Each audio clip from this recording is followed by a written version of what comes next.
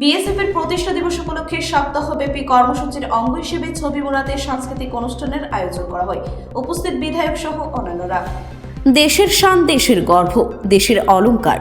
দেশমাতৃকায় নিয়োজিত বিএসএফ এর প্রতিষ্ঠা দিবস উপলক্ষে এবং দেশের ৭৭তম প্রজাতন্ত্র দিবস উপলক্ষে সপ্তাহব্যাপী কর্মসূচির অঙ্গ হিসেবে ত্রিপুরার অন্যতম পর্যটন কেন্দ্র ছবি মোড়া প্রকৃতির কূলে সীমান্তরক্ষী জওয়ানরা সাংস্কৃতিক অনুষ্ঠানের আয়োজন করেন।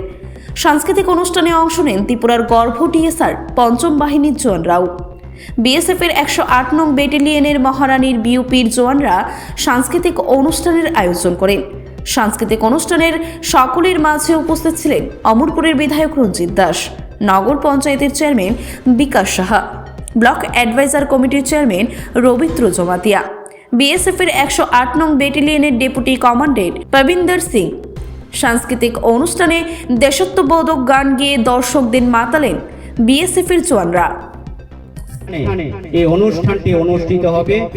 আজকে প্রথমে আমাদের ছবি মোড়া থেকে এই অনুষ্ঠানটির সূচনা হচ্ছে।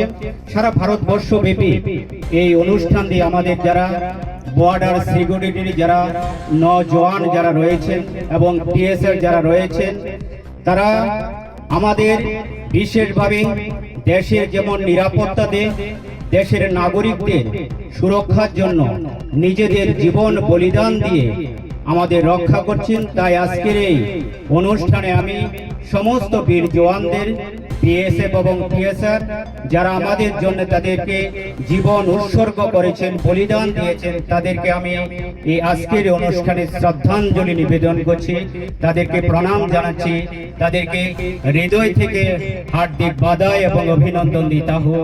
आपको जवान को मेरे देश के लिए कोशिश करता है। ব্যুরো রিপোর্ট, খবর জনস্বার্থে।